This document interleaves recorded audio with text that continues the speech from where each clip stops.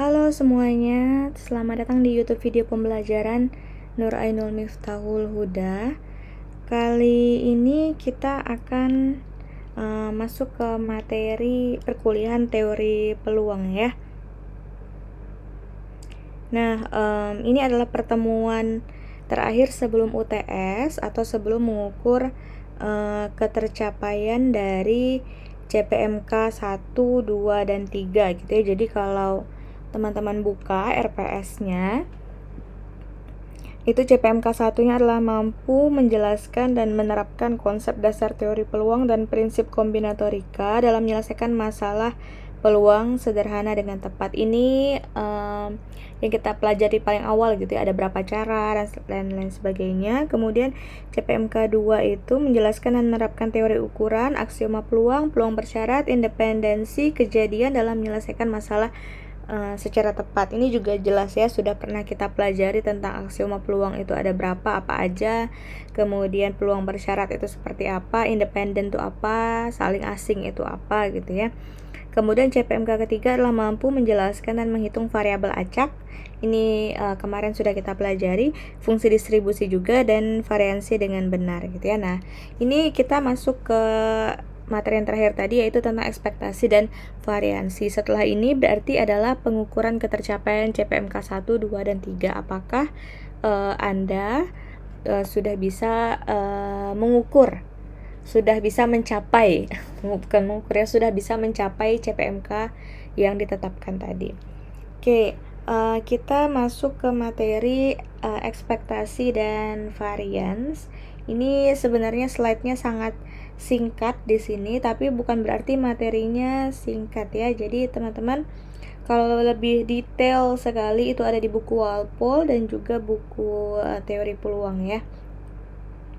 Oke, ini dia. Jadi ini adalah rataan dari, pertama kita mean dulu, mean atau ekspektasi gitu, atau apalah itu namanya yang biasa disebut. Nah, dari suatu peubah acak. Yang peubah acak kita sudah bahas kemarin ya, minggu lalu. Nah, definisinya di sini misalkan let x be a random variable with probability distribution fx. Nah, ini ingat ya, kalau fx, kalau PMF itu discrete atau continue, PDF itu discrete atau continue ya. Nah, the mean or expected value of x is, jadi rataan atau expected value, nilai ekspektasi dari x itu adalah mu sama dengan ekspektasi x, sigma x dikali fx if x is discrete. Jadi kalau dia discrete, seperti yang saya sampaikan sebelumnya, discrete dia pakai sigma, kalau continue dia pakai integral. Terus n mu sama dengan ekspektasi x sama dengan integral min tak hingga sampai tak hingga x fx dx if x is continuous. Gitu. Jadi kalau dia discrete, menggunakan sigma, yaitu perkalian antara x dan fx, sama kalau continue juga sama ya, menggunakan integral, yaitu perkalian dari x kali fx dengan batasnya adalah min tak hingga sampai tak hingga. Oke, kita langsung saja ke contoh. Contohnya di sini, a lot containing 7 components is sampled by a quality inspector. The lot contains 4 good components. Jadi ada 7 komponen, yang 4-nya bagus, and 3 defective komponen, 3-nya jelek. A sample of 3 is taken by the inspector. Jadi 3 yang akan diambil. Ini 4 yang bagus, 3 yang jelek, yang akan diambil 3. Find the expected value of the number of good components in this sample. Oke. Nah, pertama yang harus kita lakukan adalah menentukan variabel acaknya. Nah, ini karena sudah ada secara jelas sebenarnya, find the expected value of the number of good components in the sample. Berarti misalkan x-nya ini nanti ditulis ya, x-nya menyatakan the number of good components in the sample, banyaknya komponen yang bagus dalam sampel. Maka kan tadi kalau misalnya untuk ekspektasi itu rumusnya adalah ekspektasi x sama dengan sigma x fx, maka kita harus punya apanya dulu. Kalau kita lihat, kita identifikasi dari soalnya, di sini ada keterangan ada 7 komponen, 4 baik, 3 jelek. Kemudian yang akan diambil adalah 3. Nah, di sini yang harus ada adalah X dan juga Fx. Nah, kita belum punya nih Fx-nya. Tadi kita sudah definisikan X-nya apa. Maka kita harus mencari Fx dari ini. Berarti peluang bahwa banyaknya yang diambil itu adalah komponen yang bagus. Gitu ya. Sehingga, nah ingat lagi misalnya peluang itu apa rumusnya? PA itu, kalau berarti ini PX gitu ya. PX itu sama dengan misalkan NX per NS gitu ya.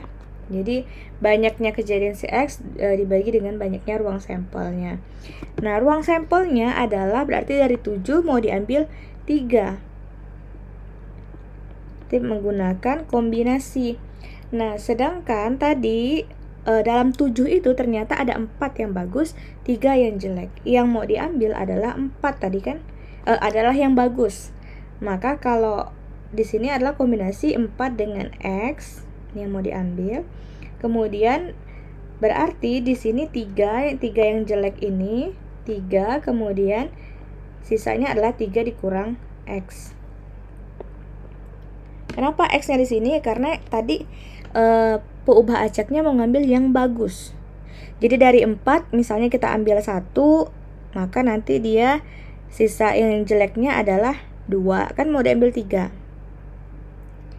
Nah, dengan X-nya ini adalah bisa 0, bisa 1, bisa 2, bisa 3.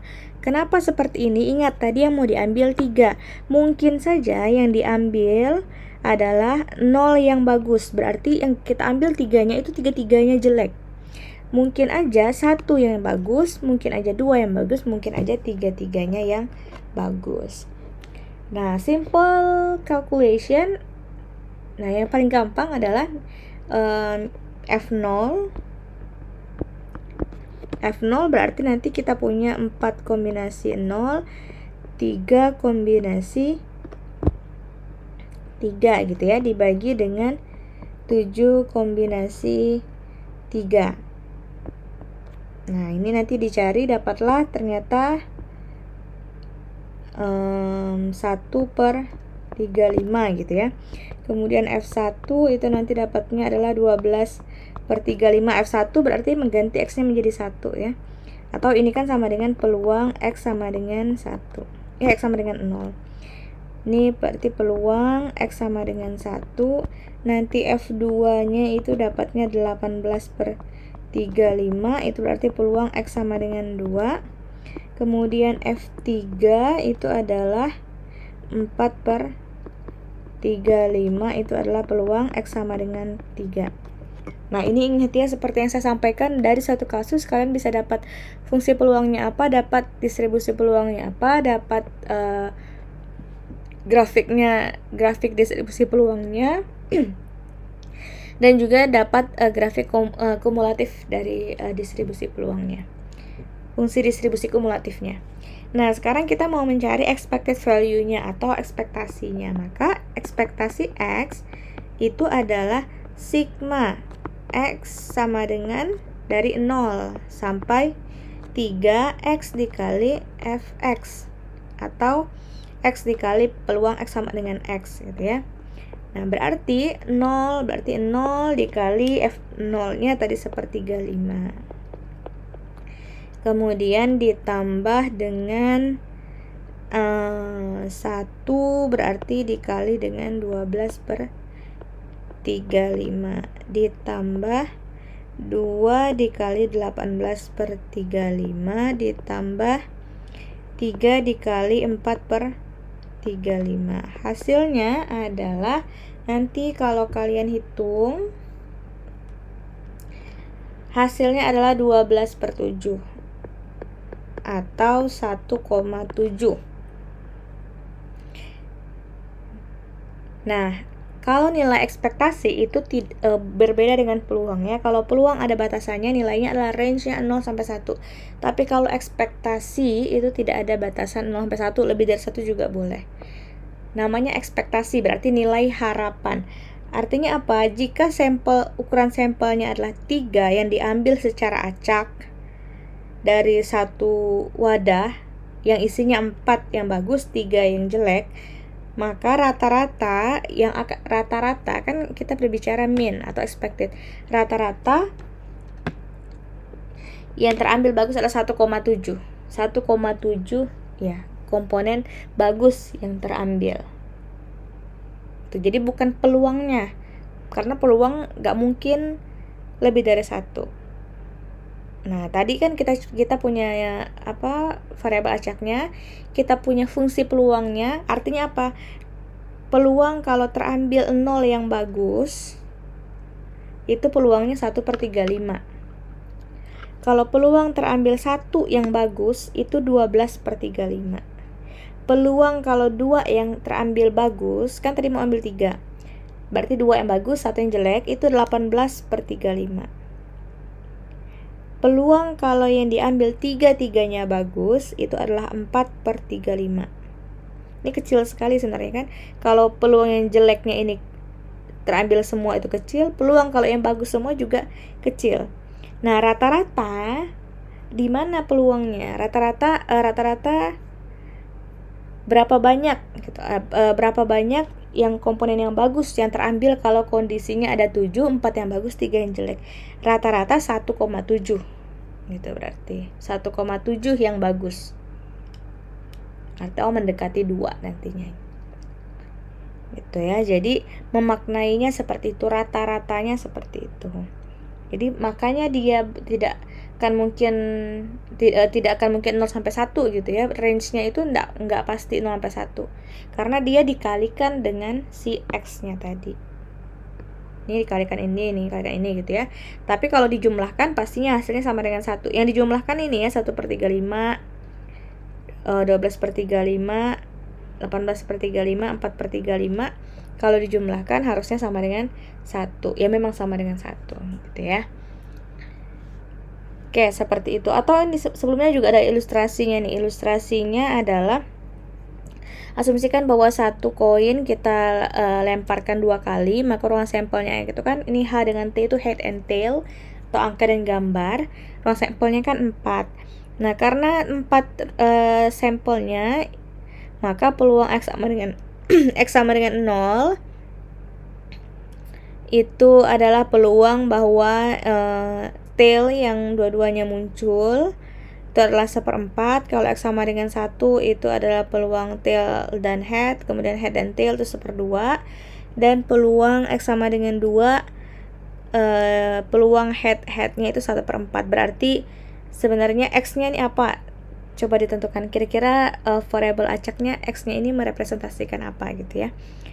Banyaknya berarti banyaknya head yang muncul. Kenapa? Karena saat ada peluang head ini, yang pertama head, yang kedua head, itu X-nya sama dengan 2. Kemudian kalau yang dia 0 berarti nggak ada head-nya di sini. Nah, maka X-nya itu merepresentasikan banyaknya head yang muncul. Banyaknya head, percobaan pertama head, percobaan kedua head juga. Banyaknya head yang muncul. Nah, oleh karena itu, rata-ratanya atau ekspektasinya mu sama dengan ekspektasi X itu adalah mengalikan 0 dikali 1/4 tambah 1 kali 1/2 ditambah 2 kali 1/4. Jumlahnya kebetulan sama dengan 1, tapi tidak harus sama dengan 1 maksimalnya. Kebetulan sama dengan 1. Artinya apa? Rata-rata muncul head itu adalah rata-rata sebanyak 1 kali. Seperti itu. Gitu ya. Nah, ada lagi example yang berikutnya. Oke, sebentar. Example berikutnya. Let X be a random variable that denotes the life in hours of a certain electronic device. The probability density function is fx sama dengan 20.000 per x pangkat 3. Itu kalau x-nya lebih dari 100 dan 0 kalau selainnya. Gitu ya. Nah, di sini perintahnya adalah find the expected life of this type of device. Jadi tentukan nilai harapannya dari device ini. Nah, yang pertama kita lakukan adalah menentukan variabel acaknya. Nah, di soalnya untungnya sudah ada gitu ya, variabel acaknya adalah the life in hours of a certain electronic device. Jadi umur atau bukan umur ya, karena ini suatu electronic device, ketahanan mungkin ya, lama ketahanan suatu barang elektronik gitu. Nah, peluangnya adalah fungsi peluangnya density. Nah, kata kuncinya muncul di sini ya, density. Itu adalah fx sama dengan 20.000 per x pangkat 3 untuk x besar dari 100 dan 0 untuk yang lainnya. Maka sebenarnya kelihatan karena ada kata-kata density di sini, maka sudah pasti dia adalah variabel acaknya adalah continue. Nah, karena continue maka dan sebenarnya kita lihat juga dari sini ya, dari fx-nya. Maka kita gunakan cara menghitungnya adalah juga continue. Maka mu berarti mu sama dengan ekspektasi X itu adalah integral dari min tak hingga sampai tak hingga X dikali fx dx. Ini berarti sama dengan min tak hingga sampai 100 gitu ya, dari X fx dx ditambah 100 sampai X 100 sampai tak hingga X fx dx. Ini berarti sama dengan 0 ditambah ini integral 100 sampai X 100 sampai tak hingga X dikali fx nya adalah 20.000 per X pangkat 3 dx. Ini berarti sisa 2. Maka ini integral, maka ini sama dengan, berarti kan 20.000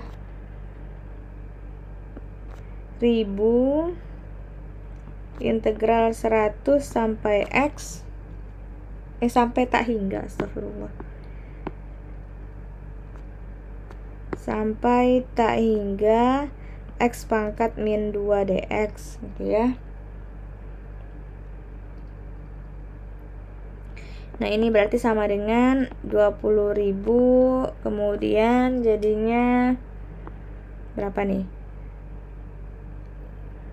1 per min 1 X pangkat min 1 100 sampai tak hingga, berarti 20.000 dikali min 1 per X, kemudian 100 sampai tak hingga, ini 20.000, ini min 1 bagi tak hingga, berarti plus 1 per 100 gitu ya. 1 bagi tak hingga hasilnya 0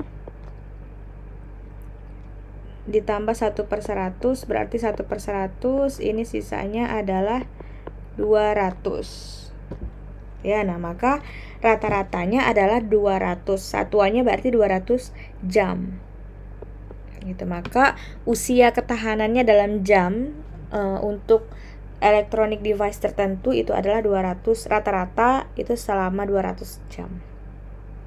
Jadi, nah kalau dari pengerjaan ini, kalau di buku tuh satu baris aja, tapi kalau dijabarkan dalam ujian atau apapun harus bisa menjabarkan sampai bawah. Nah, makanya gunanya kalkulus itu di semester awal itu yaitu. Jadi jangan dilupakan gitu ya kalkulusnya. Berikutnya ini ada sifat ya. Jadi ada teorema 10. Jadi jika if A and B are constants, jadi kalau A dan B-nya konstan, dan ekspektasi dari AX plus B sama dengan A dikali ekspektasi X ditambah B. Proof, ini buktinya. By the definition of expected value, ekspektasi AX tambah B berarti ini kita gunakan kalau dia continue gitu ya. Maka kan kalau kita punya ekspektasi X itu adalah integral min tak hingga X fx dx. Berarti kalau X-nya kita ganti menjadi AX plus B, maka X-nya juga AX plus B. Fx-nya tetap Fx ya. AX plus B fx dx. Maka ini menggunakan kalkulus ya. Jadi sama dengan A dikali integral min tan hingga x fx dx tambah B dikali integral min tan sampai tan hingga fx dx. The first integral on the right is ekspektasi x gitu ya. Ini adalah rumus ekspektasi x ya kan, sama seperti yang ini. And the second integral equals 1. Kenapa 1? Aksioma ternyata ya. Aksioma, bukan aksioma, syarat yang ini. Nah, ini yang saya maksud ya. Ini sama dengan 1. Berarti kita dapat jadinya ekspektasi AX tambah B sama dengan A dikali ekspektasi X ditambah B. Itu pembuktiannya. Akibatnya dari teorema tersebut, kalau kita setting A nya sama dengan 0, we see that ekspektasi B sama dengan B. Kalau A nya 0, ini kan berarti kan 0, jadi sisa ekspektasi B sama dengan B. Berarti ekspektasi dari konstanta adalah konstanta itu sendiri. Kemudian setting B sama dengan 0, we see that ekspektasi AX sama dengan A dikali ekspektasi X. Jadi kalau B nya sama dengan 0, ini maka ekspektasi AX sama dengan A dikali ekspektasi X. Seperti itu ya. Kemudian ada berikutnya ada variance. Jadi definisinya let X be a random variable with probability distribution fx and mean-nya itu mu. The variance of X is sigma kuadrat. Nah, ingat ya, sigma kuadrat ini kita bicara varians populasi. Rataan juga rataan populasi. Makanya pakai mu dan pakai sigma. Kemudian sigma kuadrat adalah ekspektasi X dikurang mu dikuadratkan. X min mu dikuadratkan. Hasilnya adalah karena ini ekspektasi, maka sigma kuadrat tadi adalah sama dengan sigma penjumlahan X min mu dikuadratkan dikali fx. If X is discrete, makanya pakai sigma. Tapi kalau misalnya X-nya itu continue, menggunakan integral. Nah, ini teorema. Jadi the variance of random variable X itu adalah sigma kuadrat. Ini bentuk lainnya. Ini sebenarnya bisa dibuktikan. Silahkan dibuktikan. Sigma kuadrat itu sama dengan ekspektasi X kuadrat dikurang mu dikuadratkan, atau ekspektasi X dikuadratkan. Oke, nah kalau pada slide ini sebenarnya sudah selesai. Tapi kalau kita lihat di buku teori peluang, judulnya Fondasi Matematika untuk Analisis Ketidakpastian, itu banyak sekali latihan yang bisa teman-teman coba ya. Jadi silahkan dicoba contohnya, dilengkapi juga dengan contohnya gitu ya. Dan juga untuk di buku Walpole, nah di buku Walpole itu juga sangat membantu karena banyak sekali latihannya. Dan sebenarnya kalau misalkan tadi kita dapat ini seperti ini, kita dapat ekspektasinya ya, harusnya kita bisa juga hitung nih variansi X nya berapa. Berarti kan tadi variansi X itu adalah ekspektasi dari X min mu dikuadratkan, atau bisa juga ekspektasi X kuadrat dikurang ekspektasi X dikuadratkan. Nah, bisa juga seperti itu. Silahkan dicari varians untuk ini, kemudian varians ini untuk ini juga seperti apa bentuknya ya. Oke, saya rasa untuk video kali ini cukup sampai di sini. Silahkan banyak-banyak latihan. Jadi kalau saya simpulkan lagi bagaimana cara mengerjakan soal-soal teori peluang ini, karena sangat luas sekali pembahasannya dari contoh-contoh soalnya. Jadi caranya adalah yang pertama, tentukan dulu variabel acaknya. Harus, itu wajib hukumnya menentukan variabel acak, apalagi di ujian. Kalau tidak ada menentukan variabel acak berarti berkurang nilainya. Tentukan dulu variabel acaknya, kemudian analisis soalnya, apa yang diketahui, apa yang belum diketahui. Karena yang belum diketahui itu belum tentu itu yang ditanya gitu. Nah, kemudian lihat setelah itu, setelah diidentifikasi apa yang diketahui, apa yang belum diketahui, identifikasilah syarat-syarat khusus gitu ya. Misal ada dua kejadian ini saling bebas. Nah, karena kan kalau saling bebas beda kondisi gitu ya. Oh, dua kejadian ini saling asing misalnya. Oh, dua kejadian ini bersyarat, dia harus terjadi lebih dulu. Nah, setelah itu baru teman-teman bisa menentukan sesuai dengan soalnya apa yang dimaksud dari soalnya, apa yang dicari. Dan jangan lupa untuk menginterpretasikannya ya. Jadi caranya gimana agar bisa mencapai CPMK 3 CPMK tadi adalah dengan banyak-banyak latihan. Kerjakan aja semua latihan di Walpole, di buku-buku teori peluang ya, supaya banyak referensi. Dan kalau kita sering latihan soal, kita bisa lama-kelamaan kita bisa mengidentifikasi sendiri seperti itu, maksud yang diminta soalnya seperti apa. Oke, semoga berhasil dalam ujiannya untuk mencapai 3 CPMK tadi, dan jangan lupa untuk terus latihan dan mencoba ya. Terima kasih.